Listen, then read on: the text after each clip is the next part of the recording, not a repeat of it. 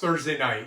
We're going to make a quick video about my gear. I get asked a lot about the equipment I use. So I shoot Tampo Stock 2. It's a CZ clone. The main difference between this and a Shadow 2 is it's got a bull barrel, 4.5 inches. It's got a full dust cover, and the internals on a CZ Shadow 2, the hammer spring runs all the way down the grip. This has a short one underneath the sear. The trigger stacks a little bit. You send it off to Patriot Defense and they fix all that for you.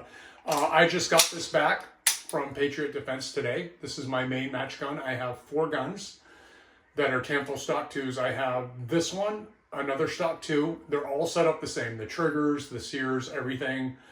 I run a 15.5 hammer spring, a 9-pound recoil spring. And this year I'm going to be running the SRO. So I sent these off this winter. I had 2 slides with milled for SROs. So I sent those off to get new barrels put on them and all prepared for this season. Last year I shot this slide, which is also a Patriot Defense product with a crown barrel, lightning cut. Last year I ran the Romeo 3 XL. This has a max on it. What I found with the 3XL is with heat, they fail. They just don't last. So I'm eventually switching all to Seymours on the guns that are milled for the Romeos, and I'll be shooting this all year. So every Friday night, after I go to the indoor range, what I end up doing is I end up breaking this down, cleaning the upper. The lower I clean with Q-tips and I oil it and I get it all ready for the match on the weekend. I run it Saturday and Sunday. I put it away and then I shoot it Friday night at the indoor range. And then my practice guns, I usually just run those till they stop working. I don't clean them that much. So this is what I run for my gun. For ammo,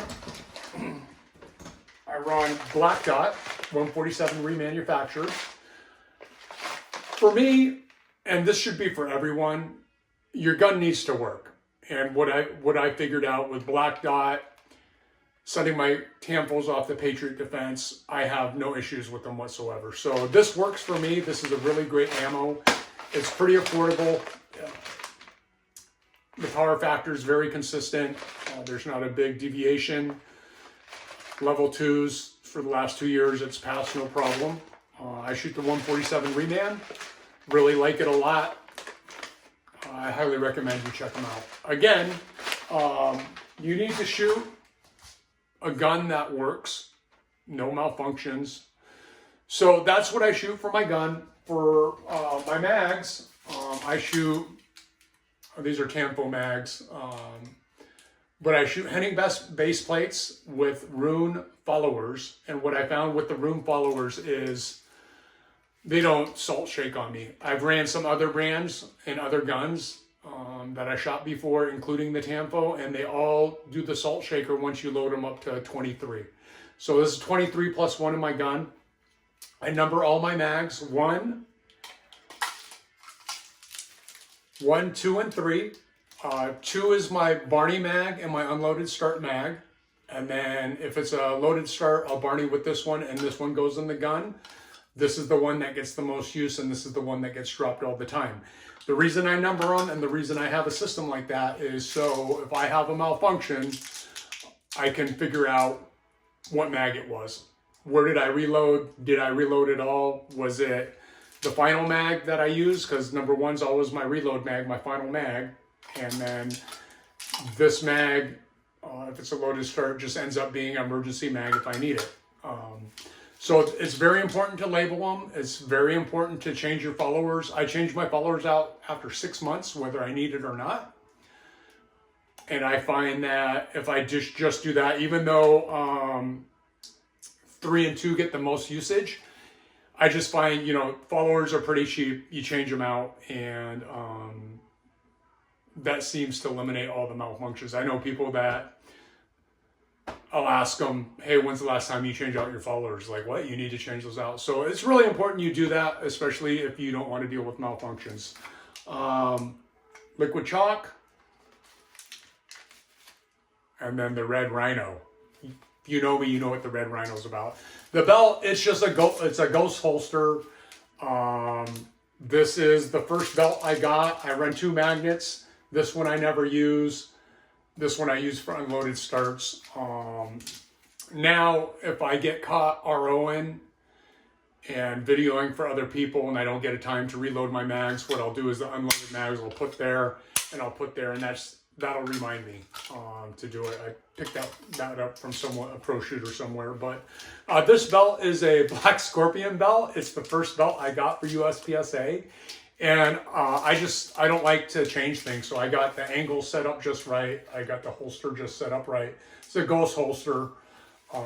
It works. It works for me, and I probably need a new belt, but I just don't like change, and I don't like changing stuff. I'm going to run this till it fails. So it's very important that you have a gun that runs. I can't emphasize that enough. Whatever the gun is, doesn't matter. Could be a Glock, could be whatever, doesn't matter. Doesn't matter what ammo it is, as long as it runs. And then I highly recommend shooting the same ammo because you get the same return to zero. This gun right here, the return to zero is pretty awesome. It's a pretty heavy gun. I think it weighs like 48 ounces. Again, all my guns are near identical. No 2 guns are alike, but they're all set up the same as far as physical parts. The trigger pulls are about the same on all of them. It's about 5.5, 6 for double action, and the single action runs from 2.5 to 3.5 on these.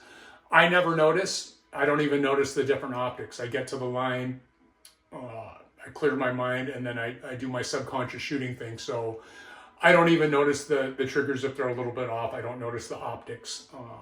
So that's going to be it. If you have any comments, questions, please hit me up and like, comment, and share. Thank you so much.